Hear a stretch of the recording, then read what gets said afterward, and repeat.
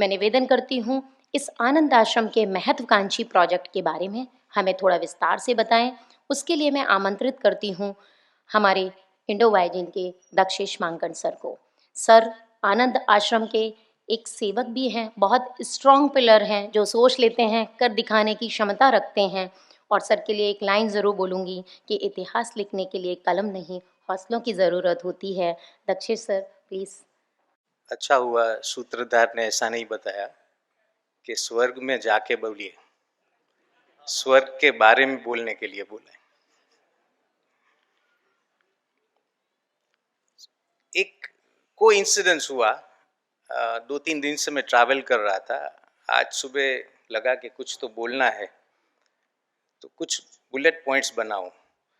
तो छाबरा जी जिस पेपर को मैंने घर में निकाला और लिख के लाया, अभी बैठे बैठे मुझे विचार आया कि जिस पे मैंने बुलेट पॉइंट्स लिखे हैं वो coincidentally 7/12 of the land, completely coincidence है कि जिस जगह पे ये स्वर्ग उतारने की बात चल रही है उसी के 7/12 पे कुछ मैंने पॉइंट्स रखे हैं ताकि मैं भूल ना जाऊं बीच में, क्योंकि टाइम कम दिया है मुझे। शुरू करता हूं जल्दी से। मंच पे विराजे गुरुजी, आपके ब्लेसिंग्स चाहूँगा। कैसे ही हम आगे काम करते रहें, इंडो वाइजिन काम करता रहे और आनंद आश्रम के साथ हम जुड़ते रहें। दूसरा भूल नहीं सकते हैं, टेस्ट ऑफ इंडिया के best of India doctor Sodhi sahab. मेरे साथी CFO and company secretary Arvind, जिन्होंने बहुत सपोर्ट किया मुझे थ्रू आउट इंडो वाइजिन प्रोग्रेस में। कवि और ईश्वर का समन्वय मतलब कविश्वर, सो वो भी हमारे साथ यहाँ पे हैं। गुजराती लोग समझ जाएंगे, वध नहीं लेकिन सूद केमी, वध और सूद। सो वध नहीं, सूद केमी के सीनियर लीडर हमारे साथ है मुखोपाध्याय जी। और श्रम और परिश्रम का संगम मतलब आश्रम।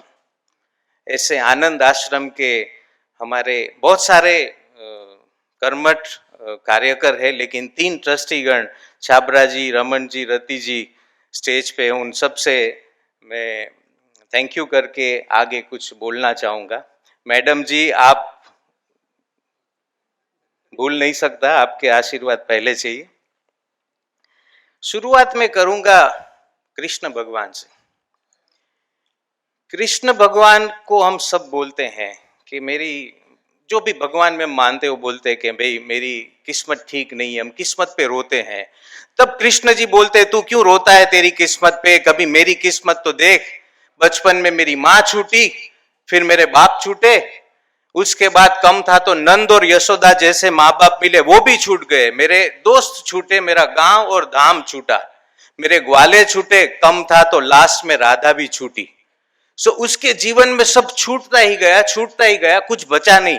फिर भी जब हम कृष्ण को याद करते हैं तो कभी हम दुख व्यक्त नहीं करते, आनंद उत्साह हमें उनका नाम लेके मिलता है। यही सिखाता है कि जीवन में अगर हमारे पास सब कुछ छूट जाए, फिर भी उसके बाद भी हमारा अंदर का आनंद, हमारा सेवा का भाव और उसके साथ साथ एक उत्सव और खुशी, अंदरूनी खुशी नहीं छूटनी चाहिए। क्योंकि अगर ये रहेगी तो ही हम दूसरों का कुछ अच्छा कर सकते हैं। और इसीलिए गुजराती में, गुजरात में लोग ज्यादा बार बार बोलते हैं जय श्री कृष्ण। मैं भी आपसे चाहूंगा आप रिस्पॉन्ड करें, जय Shri Krishna. Thank you very much. दूसरी चीज है, मैं आपको एक सीक्रेट बताऊंगा। जब मैं यहाँ बड़ौदा रहा करता था फुल टाइम, तो मैंने बहुत बार, हमारी चर्चा होती थी, छाबरा साहब की आंखों से आंसू निकलते हुए देखे हैं। नमस्ते जय भाई। મારી બાજુમાં એમનું લેબલ છે ને એમની એન્ટ્રી એવા સમયે થઈ છે કે હવે હું શું બોલી શકું, પગ કાપે છે। 11 साल से आनंद आश्रम का फॉर्मेशन हुआ, 10 साल पूरे हुए, 11 साल के इस फंक्शन के लिए हम इकट्ठा हुए हैं। लेकिन ना आश्रम, फिर भी नाम आनंद आश्रम, 10 साल तक। क्यों? क्योंकि आगे का मिशन तो ऐसा ही था कि कुछ ऐसा बनाना है, लेकिन भगवान भी चेक करता है कि भाई ऐसे तुम्हें कुछ दे नहीं दूंगा, पहले तुम अपनी क्वालिटी को प्रूव करो, अपनी अपनी सेवा के इंटेंशन को प्रूव करो, कितने प्योर हो वो देखना चाहता हूँ। इसी तरह छाबरा जी और मिस्टर एंड मिसिस छाबरा जी ने ये आनंद आश्रम का शुरुआत किया 11 साल पहले। उसके बाद सब जुड़ते गए, अलग अलग अलग सेवाएं बढ़ती गई, लोग जो भी सेवाभावी जीव थे जुड़ते गए, एक बड़ा सा फैमिली बनता गया। और उसके बाद बोलते हैं ना कि मैंने जयभाई पासेથી આ વર્ડ મળ્યો તો ઘસીને ઉજળા થઈએ। सो इनके प्रेजेंस में ही उनका शब्द मैं दे रहा हूं कि घसीने उजड़ा थई, मैंने उनसे बात की तब ये वर्ड बहुत पसंद आया था। तो जब भगवान ने देखा कि ये लोग अब घिस के थोड़े से शाइनिंग दे रहे हैं, अब उनको कुछ चमक दो। तो जिनकी आंखों में मैंने स्वर्ग के लिए आंसू देखे थे, उसकी आंखों में आज मैं चमक देख रहा हूं। लेकिन भगवान में बोला 10 साल पूरे करो, उसके बाद ही तुम्हें प्रीमियम मिलेगा। ये इसके लिए अब स्वर्ग का बात आगे आई और इसीलिए धरती पे हम स्वर्ग उतारने की अब बात कर रहे हैं। स्वर्ग मतलब क्या? एक छोटी बच्ची की कहानी याद आ रही है मुझे। मेले में गई थी, पिताजी के साथ गुम हो गई, रोने लगी, जैसा कोई भी बच्चा रोता है। तो जो भी अच्छे लोग मिले, उन्होंने किसी ने खिलौना दिया कि वो चुप हो जाए, लेकिन नहीं हुआ। किसी ने खाना दिया, चॉकलेट दिया, चुप नहीं हो पाई।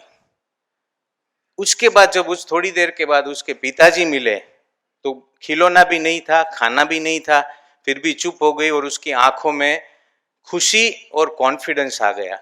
क्यों? क्योंकि जब कठिन समय हो उस टाइम पे ये सब चीजें अमूल्य है। मैं ना नहीं बोल रहा हूं कि खाने की और वो सेवा नहीं होनी चाहिए, लेकिन जो चाहिए वो चाहिए हूंफ, लव एंड सिक्योरिटी।